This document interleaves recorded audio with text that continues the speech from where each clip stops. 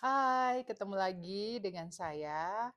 Kali ini saya akan membahas perihal apa yang terjadi bila polisi mogok kerja dalam satu hari, dalam satu minggu, dan dalam satu bulan.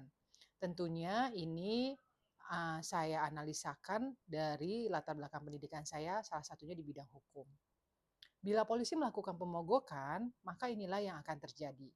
Mogok kerja polisi adalah situasi yang sangat serius dan berpotensi menimbulkan dampak besar bagi masyarakat. Berikut adalah beberapa skenario yang dapat terjadi jika polisi mogok kerja dalam jangka waktu yang berbeda. Mogok kerja dalam satu hari, ada peningkatan kriminalitas.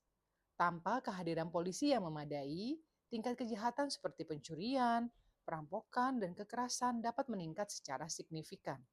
Ini karena para pelaku kejahatan mungkin merasa lebih berani untuk melakukan tindakan kriminal tanpa takut ditangkap. Kemudian ada gangguan ketertiban umum. Mogok kerja polisi dapat menyebabkan gangguan ketertiban umum seperti demonstrasi atau kerusuhan. Tanpa kehadiran polisi untuk menjaga keamanan, situasi dapat menjadi tidak terkendali dengan mudah. Kemudian bisa terjadi juga penundaan tanggapan darurat. Jika polisi mogok kerja, respon terhadap panggilan darurat seperti kecelakaan, kebakaran, atau kejahatan serius dapat tertunda. Ini dapat meningkatkan kerugian jiwa dan harta benda. Kemudian selanjutnya tentang mogok kerja dalam satu minggu. Sebentar, saya minum dulu ya.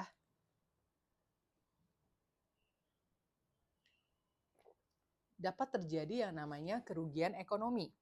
Mogok kerja polisi dalam jangka waktu yang lebih lama dapat menyebabkan kerugian ekonomi yang besar. Bisnis dan industri mungkin terpaksa menutup sementara operasionalnya karena takut adanya ancaman kejahatan dan gangguan keamanan. Kemudian bisa saja terjadi ketidakpercayaan publik. Mogok kerja polisi dapat menyebabkan ketidakpercayaan publik terhadap aparat penegak hukum. Masyarakat mungkin merasa kurang aman atau tidak aman dan tidak dilindungi jika polisi tidak menjalankan tugasnya. Kemudian bisa saja terjadi yang namanya kerusakan infrastruktur. Mogok kerja polisi dapat menyebabkan kerusakan infrastruktur publik, seperti bangunan pemerintah, tempat ibadah, atau fasilitas umum lainnya. Tanpa kehadiran polisi untuk menjaga ketertiban, keamanan, para perusuh mungkin melakukan tindakan vandalisme. Kemudian bagaimana kalau mogok kerjanya dalam satu bulan? Yang pasti bisa saja terjadi yang namanya krisis keamanan. Mogok kerja polisi yang lebih lama dapat menyebabkan krisis keamanan yang serius. Tingkat kejahatan dapat meningkat secara drastis dan masyarakat mungkin saja merasa takut untuk keluar rumah. Kemudian terjadi yang namanya keruntuhan sistem hukum.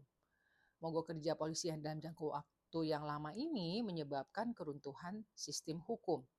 Tanpa penegakan hukum yang efektif, masyarakat mungkin merasa tidak terlindungi dan tidak memiliki harapan untuk mendapatkan keadilan.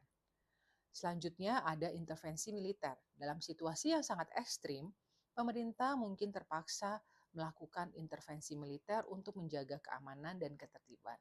Ini dapat menyebabkan konflik dan kekerasan yang lebih besar. Penting untuk dicatat bahwa mogok kerja polisi adalah tindakan yang sangat serius dan harus dihindari. Polisi memiliki peran penting dalam menjaga keamanan dan ketertiban masyarakat. Jika ada masalah atau tuntutan yang ingin disampaikan, ada mekanisme resmi yang dapat digunakan untuk menyelesaikannya. Mogok kerja hanya boleh dilakukan sebagai upaya terakhir dan harus dilakukan secara damai dan tertib. Mogok kerja polisi dapat memiliki dampak yang sangat besar bagi masyarakat.